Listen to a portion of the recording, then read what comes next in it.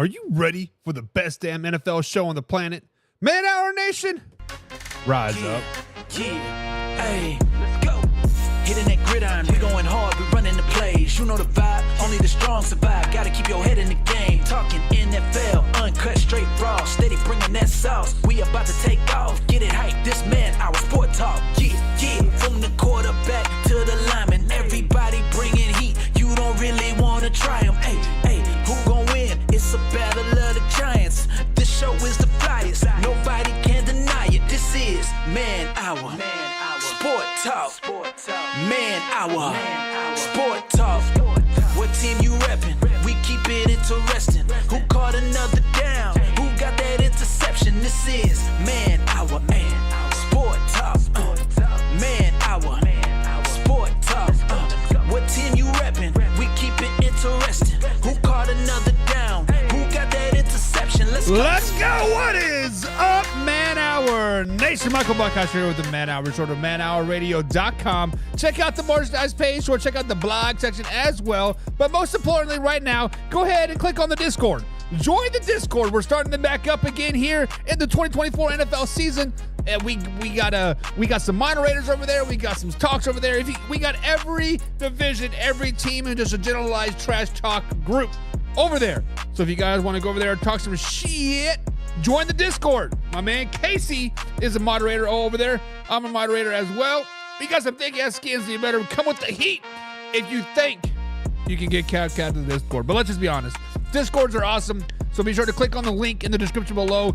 Join the Discord. But also, if you are new here, consider liking and consider subscribing to whatever said platform you're listening to us on, whether it be on Facebook, whether it be on YouTube, whether you're listening to us on After Hours Show on the little old podcast on Spotify.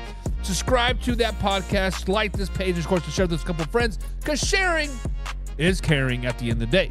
As we continue our trek across this beautiful landscape of the NFL, we have completely covered all of the AFC teams. That's AFC East, AFC North, AFC West, and of course the AFC South. We have covered the NFC East, we've covered the NFC North, and this week we make our way over to the NFC West. That is the San Francisco 49ers, the Arizona Cardinals, Seattle Seahawks, and of course, the infamous LA Rams. And on today's show, guys, we are going to cover the San Francisco 49ers. So as we continue our trek, San Francisco 49ers talk, but all that stuff. But first, we gotta do a little something here. Do a little something. That's the wrong button. And now, Mike's thoughts. As the NFL Hall of Fame is now past us, the Hall of Fame game's over. The ceremony speeches are all done as well. It has come to my attention that apparently men cannot cry. It has come to my attention that when you are at the pinnacle of your athletic career, you get in front of a speech, you get in front of talking to millions upon millions of people, thousands of people in the stands there live, you are unable to cry. Because if you cry, people will mock you on the internet. If you cry, people will say, hey, this guy's not a real man. What's he doing in the Hall of Fame crying? I just want to put it out there. Men do cry. Individuals cry. Whether it be happy, whether it be sad, whether it be death, whether it be life, whatever. People cry. When I was younger, I held a lot of stuff in. I held a lot of my emotions in. I'm like, you know what? Because I was raised in that time where men don't cry. Men don't show their emotions. Men keep everything in. I held on to that till I was about, 30, 31, 32. Married my wife. Beautiful wife. Amazing wedding. I love every part of it. I cried. I cried during my wedding, and since then I'm like, you know what? It's not so bad. Made me feel good. I was kind of embarrassed after the fact, but it made me feel good. You let it out, bada bing, bada boom. Now I cry about Blue Mountain State, right? I'm sitting there crying, memories, right? But guys, it is okay to cry. So guys, if you are one of those people out there that are trolling Devin Hester or anybody else that was inducted into the Hall of Fame over the weekend, Oh, they're crying. Shut up with that. That is so dumb. Those are my thoughts.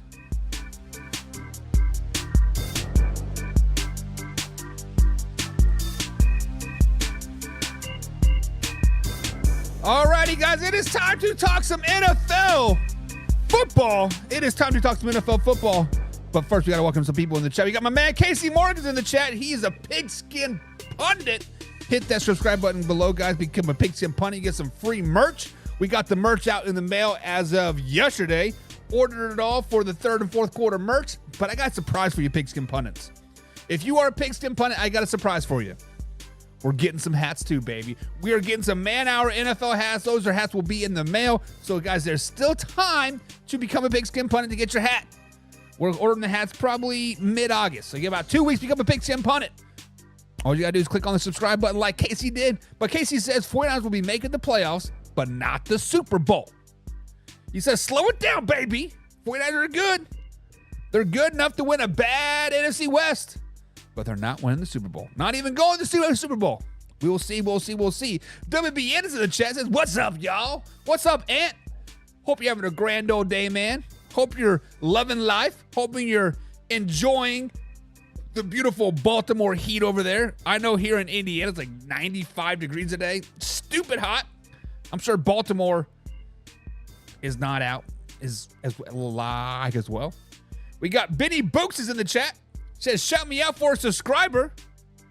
Well, subscriber shout out, man. Shout out to Benny Books. Benny Books, who is your team? Who is your NFL team? I know Casey's a Patriots fan, if I'm not mistaken. Ant's a Ravens fan. I'm a Chiefs fan. What fan are you, Benny? Benny Books. Benny Books. I like that name. Benny Books. Benny Books, he says.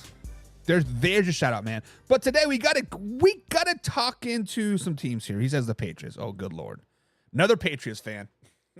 I'm just kidding. But we have to talk about this list that just came out of the best top 10 quarterbacks in the NFL. When we talk about top 10 quarterbacks in the NFL, you have to read the fine print of how people post their stuff. Is it past performances? Is it what they're going to project they're going to do in 2024? Is it a mixture of both? Or is it just a list to troll people, right? When I post my top 10 quarterback list, probably tomorrow I'm going to do that, maybe Wednesday. Mine is going to be the anticipation of going into 2024. How do I think these quarterbacks will rank in 2024? Not based off the past, not based off of what they've done, or what it is based off of all what they could do. There was a post today that came out and said that the players have voted, NFL players have voted and put Lamar Jackson as the best quarterback in the NFL. And this person who shared this said, the NFL players have spoken. This is the true list of the best quarterbacks in the NFL. It had Lamar Jackson number 1. I believe Josh Allen was number 2 or number 3. Brock Purdy was top 5. Patrick Mahomes was like ranked 7th or 8th. So when I saw that list and heard where that list came from, voting by the NFL players, I'm going to say this, and I'm sure people are going to get pissed off about it right off the bat. NFL players don't always recognize talent. Right? Talent sometimes doesn't recognize talent. That is why not every NFL player that has ever lived is a good coach. That's why every good coach is never really a good player, whether it be high school, college, NFL, etc. It is all about how you learn the game, right? It is all about how you study the game. Now, many of these players, they do, quote, study the game. But they also just study what they have to study, right? They look for tendencies on the offensive line. They look to see what this cornerback's doing. They look to see what covers this safety's in. Now, just because a list from NFL players puts Lamar Jackson at the number 1 quarterback doesn't mean he's the best quarterback in the league. Players get things wrong all the time. Players get things wrong all the time. Now, I'm not saying Lamar Jackson is a bad quarterback. I think he's overrated, but I don't think he is a bad quarterback. So when we see this list of Lamar Jackson at the number one quarterback in the NFL, slow it down, baby. Slow it down. Patrick Mahomes, hands down, right now, is the best quarterback in the NFL. Whether he be a system quarterback, whether he be the product of Andy Reid, whether he the product of the referees, it doesn't matter. He wins, and he wins a lot. Patrick Mahomes right now is the best quarterback in the league. So NFL players, y'all got this wrong. If it was coaches, y'all got this wrong. If it was sports writers, y'all got this wrong. If Patrick Mahomes is not the number one quarterback on your list right now, your list is invalid. 100%. Invalid. Now, like my list coming out tomorrow or Wednesday, it will be a projection of 2024. Who do I think will be the best quarterback, the second quarterback, etc.? Now, when I do not have Patrick Mahomes at the number one spot, then it is up for interpretation, right? Because I project he will not be a top quarterback of the 2024 NFL season. But this was a list from last season of like everybody grouped into one from 2020 to like 2019 or whatever it was. Did not even have Patrick Mahomes in the top 5. Now, I think Lamar Jackson is arguably a top 10 quarterback. Top 5 is pushing it. I know. I'm a hater. I'm a homer. I'm this. I get it. But if you look at the overall package as a quarterback, you got to throw in wins. You got to throw in stats. You got to do the eye test. Lamar Jackson passes the eye test, passes the stat category, doesn't pass the win category. Brock Purdy right now is a better quarterback than Lamar Jackson in the NFL. I said it. It is what it is. Lamar Jackson's not bad, but having him at number one, slow it down. Slow it down. Casey says, I'm a Chiefs fan, Buck, not a Pats fan. Gross. My bad. Chiefs Kingdom, baby. Chiefs Kingdom. Mark Dees in the chat says, what up, Buck? Guys, check out NFL Experts every Thursday, 7 p.m. Laters Nation podcast is in the chat. He says, hey, WSG. I don't know what that means. Help me out, guys. What is WSG? What's up? Good morning. I don't know. But what's up, Las Vegas Raiders fan? He says exactly. Lamar Jackson is not a top quarterback. He also says, as a Raiders fan, yes, Patrick Mahomes is the best quarterback in the NFL. Slow it down. Even a Ravens fan right here, Ant says, I agree. Lamar should have not been over Mahomes. Lamar is probably 6 or 7. Solid 6, solid 7. And says also Tyreek Hill shouldn't have been the number one player in the top 100. Exactly. Exactly. But we digress from that. And Casey says NFL just wants to poke the bear and give the Chiefs their respect. They're just provoking the three-peat. Listen, we keep talking about the Kansas City Chiefs. We keep poking that bear. We keep discrediting what they've done. Oh, the refs help you out and do this. Oh, you don't even have a top quarterback in the NFL. I saw something where Tyreek Hill is making like $60 million and the rest of the Kansas City Chiefs whole core is making like 12.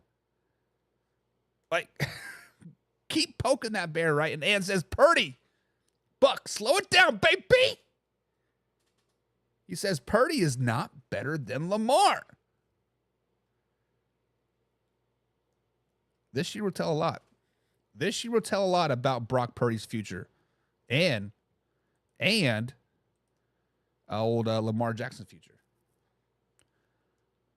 But Lamar Jackson is not the number one quarterback in the NFL, guys.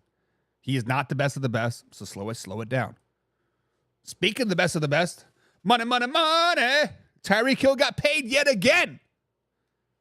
He now has a guaranteed contract, a restructured guaranteed contract with the Miami Dolphins, making him the highest paid receiver in the NFL. As you guys know, it just pointed it out. The NFL I believe it's NFL.com or somebody put Tyreek Hill as the number one player in the top 100. So not only is Tyreek Hill the highest paid receiver, they also ranked him as the number one receiver in the NFL. So when I start to looking at this, Tyreek Hill is a dominant feature on the field. He definitely adds a dynamic to the Miami Dolphins offense. He did it for the Chiefs, spread out that defense. He's doing it with the Miami Dolphins as well. However, Tyreek Hill, guys, is a one-trick pony. He is a one-trick pony. What do I mean by that? Basically, run as fast as you can down the field. We'll throw the ball as far as I can. Hope you catch it. 9 times out of 10, he does catch it. But when he does it, he flat out drop. Flat out drop. I have a lot of Miami Dolphins friends that are my boys. Arthur Brown's one of them. Guys, Tyreek Hill drops the ball a lot. But the reason why I'm bringing up this Tyreek Hill issue is because there's a lot of other receivers out there that are trying to get paid.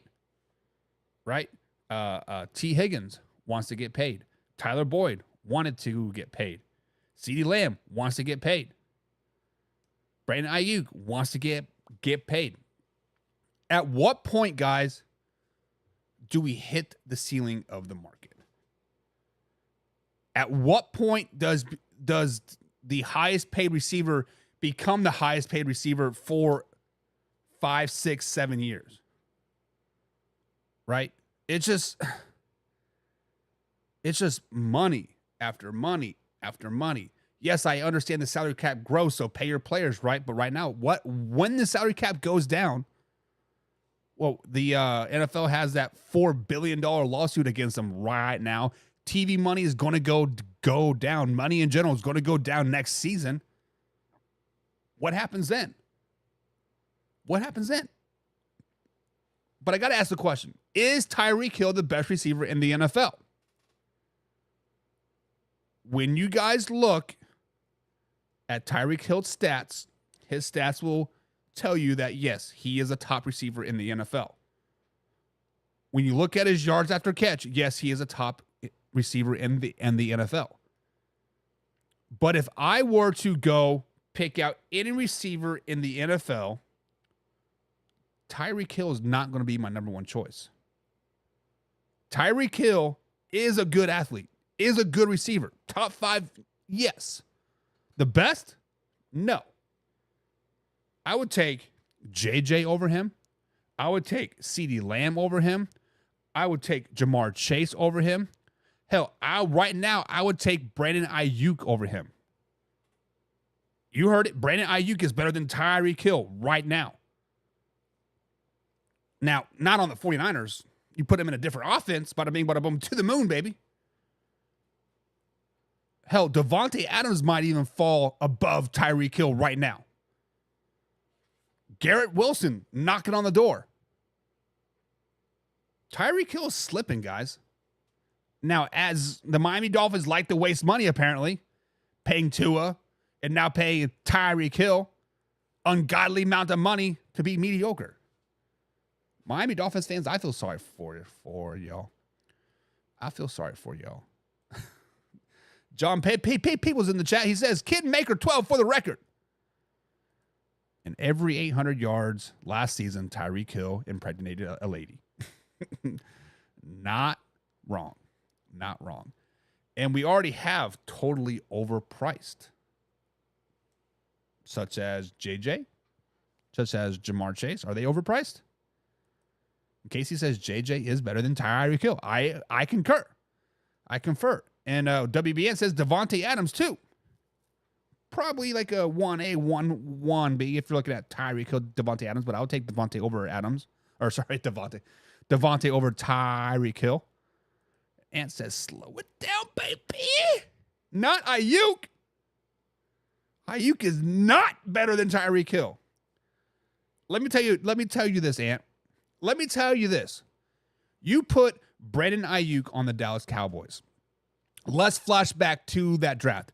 It was CeeDee Lamb and Brandon Ayuk, right?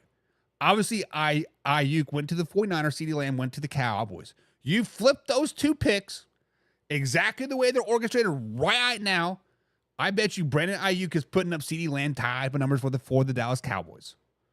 You put Brandon Ayuk on a team like the Miami Dolphins. He's putting up 15, 16, 1,700 yards. Hell, you put him on the Kansas City Chiefs, 2,500 yards, baby. Brandon Ayuk, guys, is a really, really good talent. We'll be talking a lot about Brandon Ayuk pretty soon here. But he's good. John says, such as all of them is driving ticket prices through the roof. And John, like, I don't want to get into political really here, but what really is driving ticket prices through the roof is the minimum wage, is what we're paying people to work. Shut up, Michael. Shut up. He will wear a dress like the rest of the Cowboys. Listen, the Cowboys can wear all the dresses they want because they go in the Super Bowl, baby. They're going to the Super Bowl. But, guys, this is the San Francisco 49ers breakdown. This is August 5th, 2024, 3 o'clock here on the East Coast time. We have worked our way all across the NFL. All of the AFC is locked up. Half of the NFC is locked up. It is time to break down the San Francisco 49ers here in the NFC West. But before we talk about the future, we have to look back on the past. Look back on the past. Last season, they started off hot.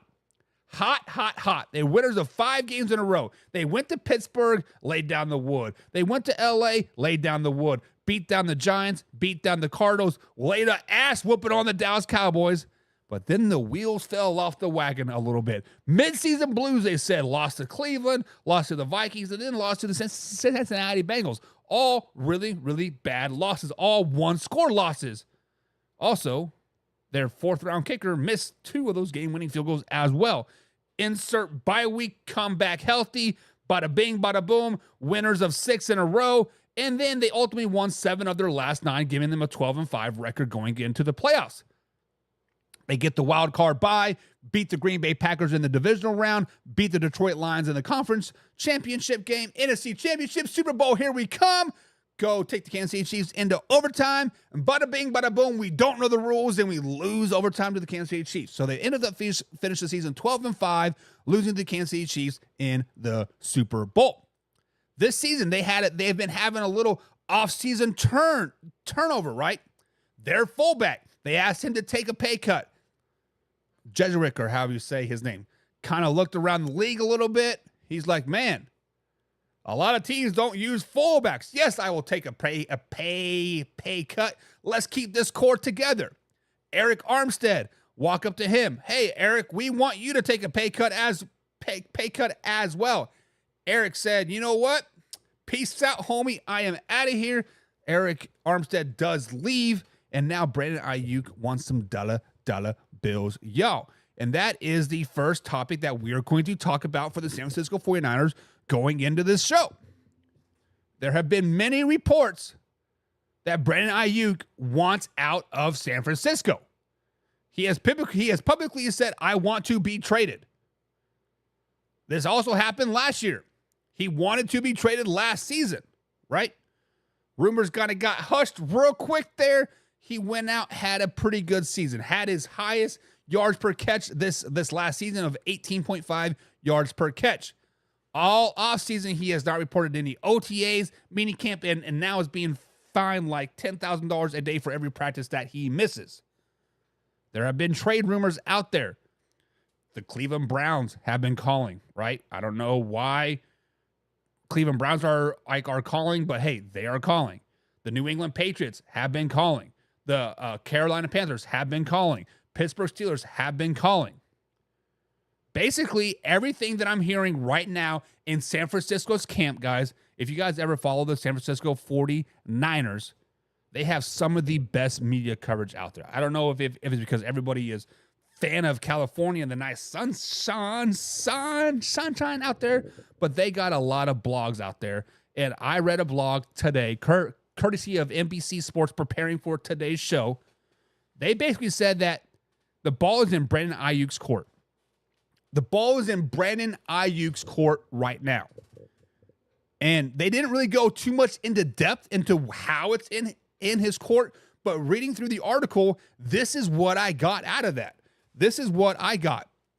Basically, teams have made offers to the San Francisco 49ers that they like, whether it be a first-round pick and a player, whether it be two picks.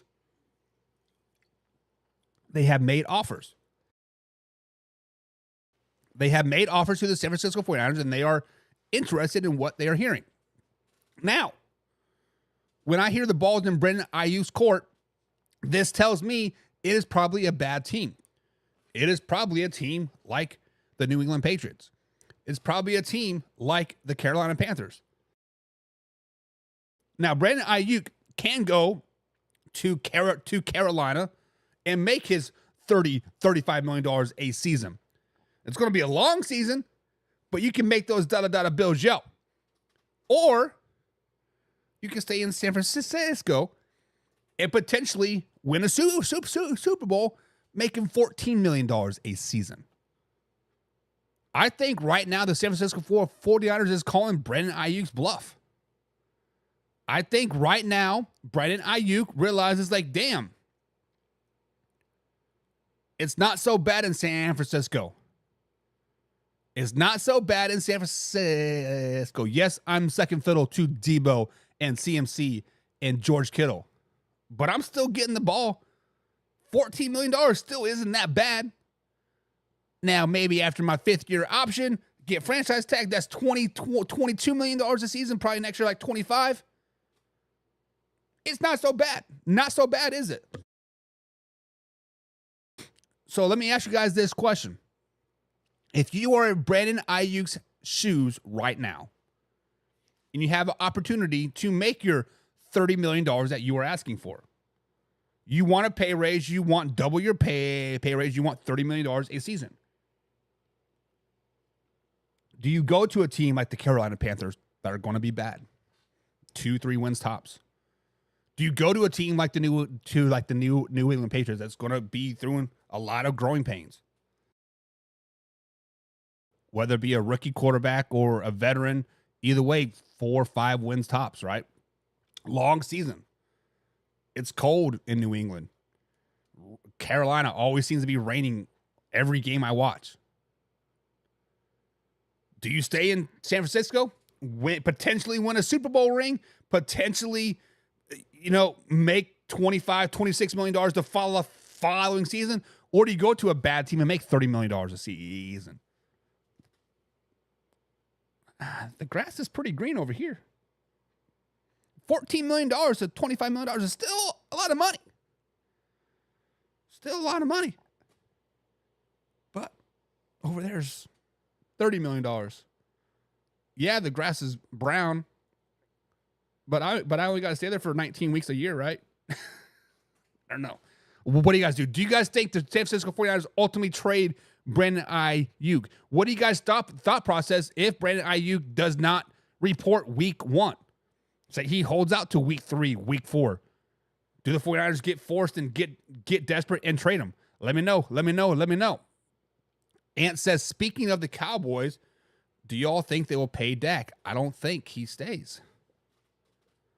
Looking at the quarterback market right now, Ant, Dak is not going to sign a contract mid-season or within any time this year. It's going to be next year, right? Dak Prescott, it all depends on CeeDee Lamb. Does CeeDee Lamb become the highest paid wide receiver, which I think he will? Does Dak ball out, which he probably will? I don't know. It is tough.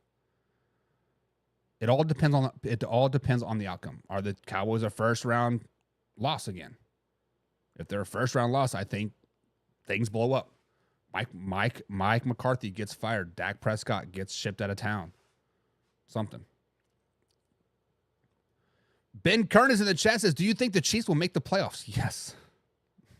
Yes, Ben. The Chiefs will win the AFC West again by at least 4 games. And not even a hard question. I think everybody that's watching it right now will concur with that 100%. Yes, Chiefs make the playoffs. James Frank's in the chat. Top fan over here. What's up, James? He says, Aiyuk to Cleveland. Nah, I'm just playing. That would be nuts. So let's think about this. I think if the San Francisco 49ers make a trade, it'll be for a pick for 2025 plus a player. Plus another receiver or somebody where they think they need help. And really the San Francisco 49ers roster is pretty set, right? So if it's a player going from Cleveland to San Francisco, who do you give up? Do you trade Jerry Jeudy? You just brought him in on what, a 4th-round pick, right? Is it Amari Cooper? No, he just signed a big-ass deal, right? I believe he's $25 million guaranteed this season, I think it is. They basically restructured his deal for a $5 million guaranteed. Is it Elijah Moore? I guess maybe. But when you look at the Cleveland Browns receiving core, everybody's kind of on their last year of their deal anyways, right? Amari Cooper on his last year. He has come out and said he wants to retire a Cleveland Brown, so maybe they get a deal worked out long term. Jerry Jeudy, I think, has 2 years left on his contract, if I'm not mistaken, but he's probably going to want a contract, right? Elijah Moore has jumped around from team to team to team. I believe he's still on his rookie deal. He has 1 year left, if I'm not mistaken. Cedric Tillman, last year. I mean, really, if you are going to pay a receiver $30 million, if Jerry Jeudy balls out, he's probably going to make that. If Elijah Moore balls out, he's probably going to make that. Brandon Ayuk to Cleveland does make sense to me. You have a nice 1-2 punch with Amari Cooper, then Brandon Ayuk. You give them a 1st-round pick in 2025 plus Elijah Moore or Jerry Jeudy. Either one of those I would be happy with if I'm Cleveland. Like, take them. We're getting Brandon Ayuk, arguably a top 10 receiver in the NFL. Put him in our offense. Yeah, he may have only gotten 1,000 yards a couple years ago. Yeah, he only got 1,200 yards this last season. We can get him 13, 14, 15, 100 yards easy. This opens up for Nick Chubb, Jerome Ford, right? Even if Tyler Huntley is our quarterback going forward, we'll be all right. Brandon Ayuk to Cleveland would up the win total by 2 wins easily. I like it. And says he's even named the teams that he would like to go to. Listen, you can name all the teams you like to go to all you want. Oh, I want to go to the Chiefs. Oh, I want to go to the Cowboys. Oh, I want to go to the Green Bay Packers. But if they're not willing to give me a 1st-round pick and a player, sorry about your luck. Honestly, if I'm the San Francisco 49ers, I would kind of do what they did to Baker Mayfield and the Cleveland Browns, kind of just ship them to somewhere to like die. That used to be the running joke around the NFL. When a quarterback was past their prime or not really going to make it, they would trade him to Cleveland. Brandon Ayuk, if he gets traded from the San Francisco 49ers, is going to end up on a team where he's going to go there to die. Whether it be the Patriots, whether it be the Panthers, whether it be, I don't know, let's say the Atlanta Falcons. Right? He is going to go there to be shipped to die. Not like physically, but like mentally. He's being shipped there to never be heard of again. James like, he's not going anywhere. Slow it down, Buck, he says. He's not going anywhere. Listen, I would have believed you, James, if this was 2 months ago. If this was before the draft. The closer and closer we get to regular season, what we're 4 weeks away, right? 5 weeks away. The closer we get, the more of a reality Brandon Ayuk leaving San Francisco has to come into reality. It has to start creeping in their heads. I've said this several times on this show, and I think Brandon Ayuk is the glue that holds the San Francisco 49ers offensive receiving core together. he has been the most stable, the most healthy of all the receivers, it seems like, right? Debo last year went out in the Cleveland game, right? With that abductor, right?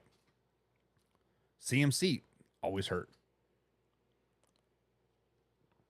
George Kittle never really misses games, but he's injured a lot.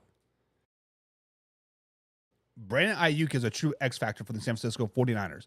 And to be honest, they just don't want to pay him. They see, yeah, you're getting like 80 catches a year. Awesome. You are wanting to get paid like you're getting 140 catches a year. Not going to work. Not up in here. Ant says the Buffalo Bills need to be on the phone with San Francisco ASAP. Listen, I low-key kind of like the Buffalo Bills receiving core. I low-key like the youngness and the youthfulness of that team. With Shakir Coleman and Curtis Samuels, MVS and Chase Claypool. All reports are MVS is fighting for a roster spot, actually. I think Brandon Ayuk would be a good addition, but I kind of like the Buffalo receiving core, what they have right now. Watching them at camp, watching them, scrimmage and whatnot, they're all pretty good. Now, once regular season hits, we will see. That's the biggest what if for the Buffalo Bills, but I don't love that. Chad's in the chat. What's up, Chad? He says Ayuk needs to bail. Get out of town, he says. 49ers are going to be in bad shape once they pay Mr. Irrelevant. And that's the next topic for the San Francisco 49ers. Brock Purdy. Brock Purdy has kind of come out of nowhere, guys. Let's just be honest. Mr. Irrelevant himself, the last pick of the NFL draft. Hell, didn't he win like his first 16 or 17 NFL starts, something crazy? He's been a really, really good system quarterback for the San Francisco 49ers. And with that system that he fits well into, when he's in there inserting, he's going to win a lot of games. And the San Francisco 49ers see that. He is going to get paid very, very, very well. Hell, he might even be the next highest paid quarterback in the NFL. Not this year, but next year. I think this year might be a final year of his contract. He's only got a 3-year deal for being the last pick. But when we look at these rosters, Brandon Ayuk wants to get paid. Bosa, been paid. CMC, been paid. George Kittle, paid. Debo, paid. You have to pay all these players. When you have a good team, there's a reason why teams really only have a 2-3 years run and then they fall apart because everybody wants to get paid. People start scalping them, right? Guys, the Super Bowl window for the San Francisco 49ers is rapidly closing. If you are a San Francisco 49ers fan, as a Chiefs fan, I see our decline starting to come. San Francisco 49ers fans, your decline is starting to come. When you have to pay Brock Purdy, if you end up paying Brandon Ayuk, Debo's going to want another deal.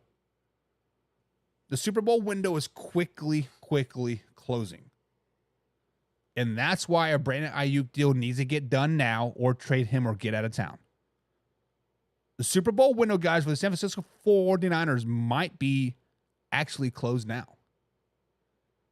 It actually might be closed right now because this year they kind of got a tough schedule. This year they kind of got a up and down schedule. Favorable schedule as far as home opponents. But let's go ahead and break down the 2024 NFL schedule for the San Francisco 49ers. I want to put a preface on this real quick here. As we break down this 17 game schedule, I anticipate Brandon Ayuk playing week 1. I anticipate Brandon Ayuk being a part of this team. I anticipate Brandon Ayuk being healthy all season long. I think if or when Brandon Ayuk is no longer a part of the San Francisco 49ers, this ultimately drops him down at least 2 wins. So when you see my win-loss schedule for the San Francisco 49ers at the end, I want you to know if they do not have Brandon Ayuk, that drops at least probably 2 wins, if not 3. But week number 1, Monday Night Football, prime time, Aaron Rodgers, one of the best quarterbacks in the NFL, taking on Mr. Irrelevant and Brock Purdy. The Jets, guys, I don't have any faith in them whatsoever. There's been a lot of people in my inbox, on our Facebook pages, and on our Discords. They love them some Jets. Jets, J-E-T's, Jets. And I think they are a complete dumpster fire, to be flat out honest. The inner fighting going on in New York between Aaron Rodgers and Garrett Wilson is going to boil over at some point. May not be week 1, may not be week 2, may not be week 3, but week 4, 5, and 6, we're going to see a lot of inner fighting with the New York Jets. And the reason why that happens is because week 1, they get beat down by the San Francisco 49ers. Week 1, this game is not even a contest. You guys can say that the Jets have one of the best defenses in the NFL. It doesn't matter. Too much Brandon Ayuk in this game, too much Debo, too much George Kittle, too much CMC, and oh, by the way, the 49ers still have a pretty good defense. Week number 1, give me that dub over the New York Football Jets. Week number 2, traveling to Minnesota, home of the Minnesota Vikings. Sam Darnold revenge tour starts week number 2. Sam Darnold versus his former team in the San Francisco 49ers. Guys, the 49ers are really up in the air for me. Not the 49ers. I'm in the Minnesota Vikings. I meant to say the Minnesota Vikings. My mistake. The Minnesota Vikings are a team that I'm just kind of, what?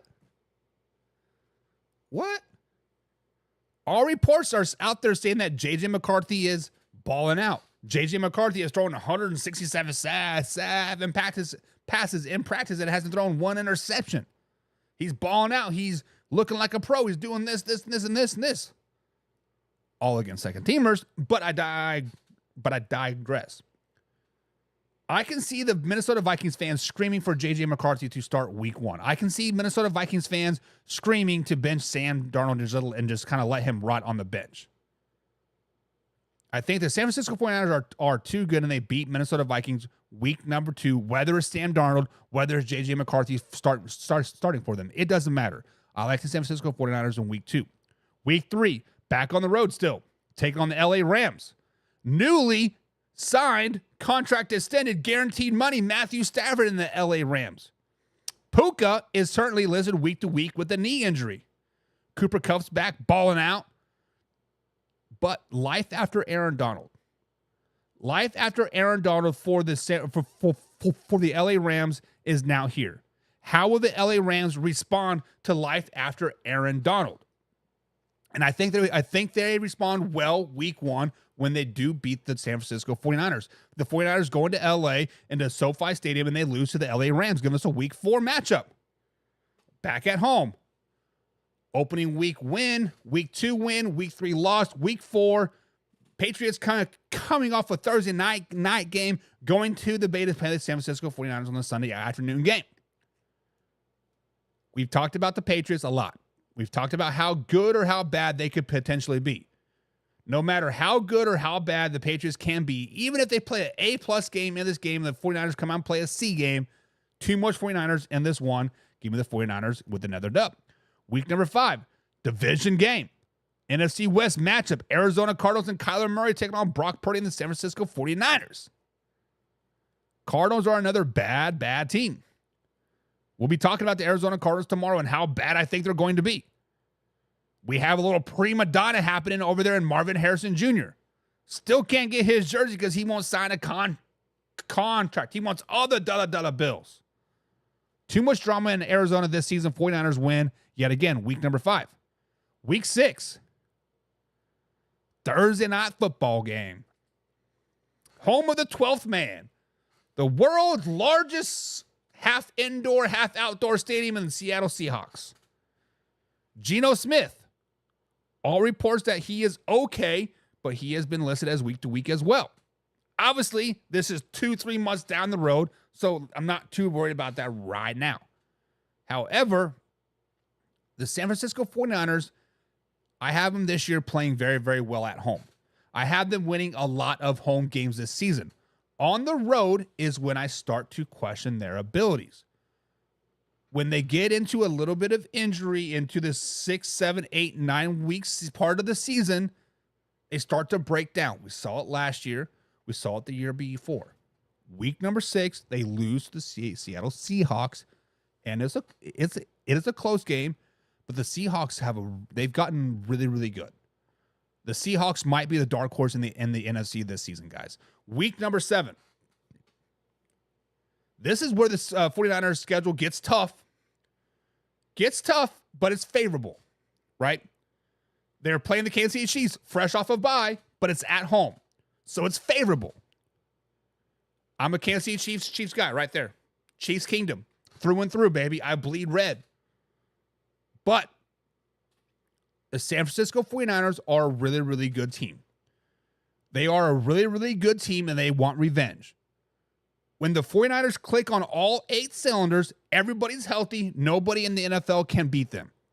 They are going to come into this game and be focused. They want the revenge game. They want to see, we are better than the Kansas City Chiefs, and they beat the Kansas City Chiefs. They beat the Kansas City Chiefs, let's say by 10. The scoreboard might be like a really lopsided game. It's going to be pretty close, I think, as far as stat-wise goes in the actual game, but the 49ers are just going to come out and be that much better.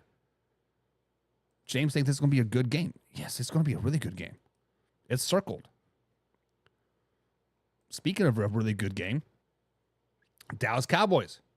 Yet again, another team coming off a bye week, but the San Francisco 49ers at home. As of late, the San Francisco 49ers have been dominating the Dallas Cowboys. Whether it be the postseason, whether it be the regular season, it doesn't matter who their quarterback is, whether it's Jimmy G, Trey Lance, or Brock Purdy. The 49ers have owned the Dallas Cowboys the last 6-7 years, right? This year is going to be no different. The Dallas Cowboys are going to go into Santa Clara, and they're going to get whooped by the San Francisco 49ers yet again. It might be another 40-10 score. It's going to be an ass whooping. Like I said, when the San Francisco 49ers click on all 8 cylinders, they are the best team in the NFL. They're the deepest, they're the most talented, they had the best system in the NFL. When they're clicking, keep that in mind. When they are clicking. Week number 9. Much needed bye week. Right in the middle of the season, back-to-back 2 hard games versus the Kansas City Chiefs and the Dallas Cowboys, potential playoff matchups. We need a breather. We need to chill out. Hopefully, if Brandon Ayuk has been sitting out these 8 games, he comes back by week 9. Hopefully. Because this is the part of the season that I'm worried about for the San Francisco 49ers. This is the part of the season where I'm really starting to question the San Francisco 49ers' heart, mentality, system, coaching, Brock Purdy. And it starts by week 10 when they travel to Tampa Bay to take on the Buccaneers. Last season, I loved me some Tampa Bay Buccaneers. Baker Mayfield came out and really balled out all season long. Pretty much solidified himself as a top 10 quarterback. Now, Baker Mayfield's got his bag. He got signed that long-term deal. He's finally comfortable. I don't think Baker Mayfield takes the foot off the gas, guys. Baker Mayfield's looking to be a top 5 quarterback in the NFL this season. And the Tampa Bay Buccaneers as a whole is looking to be a really, really good team. And I think the Tampa Bay Buccaneers come out with chip on their shoulder, money on their mind, and they're going to beat down the San Francisco 49ers come week 10. Give me the Buccaneers in this week 10 matchup. Week 11, back at home. Seahawks come into town. It has been a very, very long time since the Seattle Seahawks have swept the San Francisco 49ers. I think it's been 6 years since that has happened. Go ahead and make it 7. They are not going to sweep the San Francisco 49ers this season. Week 11, San Francisco 49ers beat the Seattle Seahawks. Give us a week 12 matchup.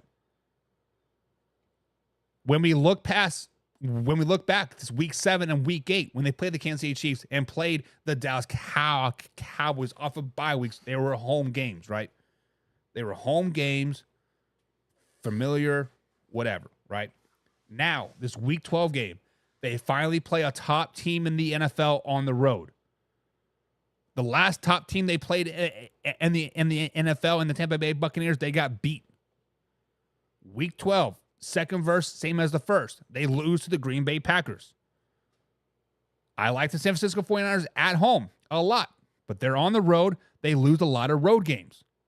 What did I just say about the San Francisco 49ers? When they're clicking on all 8 cylinders, they are the best team in the NFL. Right now, they are not the best team in the NFL. Since their bye week, something's just not clicking. They're misfiring. They're miscuing. They're running on 5 of the 8 cylinders. Something just isn't right. They lost to the Buccaneers. They did beat the Seahawks, but they lost to the Packers, giving us a Week 13 matchup versus the Buffalo Bills. The Buffalo Bills are a good young team. They'll be at home. They get beat. 49ers lose to the Buffalo Bills, giving them 2 straight losses of the season, or two straight losses in a row, losing 3 of their last 4. And Ant kind of said it right here. 49ers are low-key an overrated team. They play in the NFC. Imagine they played in the AFC. They would not be above 500 team. Let's just be honest. Week 14, back at home.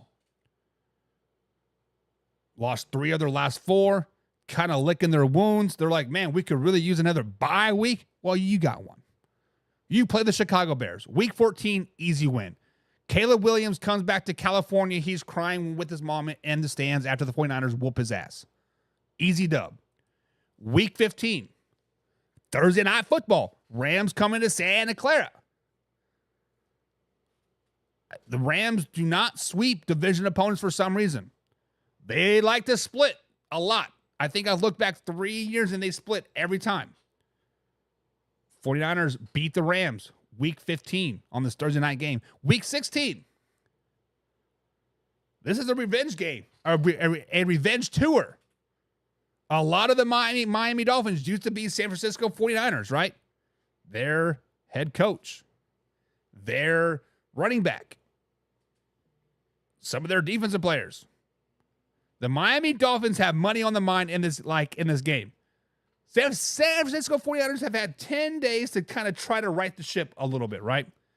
Yes, they're on a 2-game winning streak, but they got their asses whooped by the Buccaneers, by the Packers, and the Buffalo Bills. When you play in Miami Dolphins are a really, really good team. I anticipate the San Francisco 49ers going undefeated at home this season. Also anticipate the Miami Dolphins going undefeated at home this season. It's at Miami. Miami Dolphins win. Aaron's in the chat said the expert speaks. Of course I speak. You must be a Raiders fan, Aaron. Congratulations on that one. Week 17. Monday Night Football. Detroit Lions coming to town to repeat of the NFC Championship game. St. Brown wants to get on that revenge. No more dropping balls in the second half, right? Swing the game one way or the other. It doesn't matter. 49ers win this game. 49ers get back on track in this game, and they click on all cylinders. The system's great. Brock Purdy throws for 4 tutties. The defense is locked down. St. Brown is held scoreless. Jared Goff is held scoreless. This might be a shutout game. 49ers will play that well in this game. Give me another dub on the season. Right now, I got them at 10 wins on the season. 10-6. Week 18. Going to Arizona to end the season. This game could potentially determine the division. Now, I'm not saying the Arizona Cardinals are going to be fighting for the division, but there's going to be the Rams and the Seahawks all competing for that 9, 10, 11 wins this season. San Francisco 49ers need this game. They're in a must-win situation. They're in a must-win situation because they're sitting at 10 wins going into Week 18, much like the Rams, much like the Seahawks. I do think the 49ers win this Week 18 game over a bad Arizona Cardinals team, giving them an 11-6 record on the season. Is that enough to win the division? Potentially. Is it enough to get them into the playoffs? Yes. I do think the 49ers do make another playoff berth in 2024 with the 9-0 home record and a 2-6 away record. With a, I believe it's 4-2 division record. So what do you guys think? Am I too high or am I too low on the San Francisco 49ers? I have them 11-6. Let me know. But until then, guys, we are out until next time. 2:30 East Coast time. Live, raw, uncut NFL talk. Later.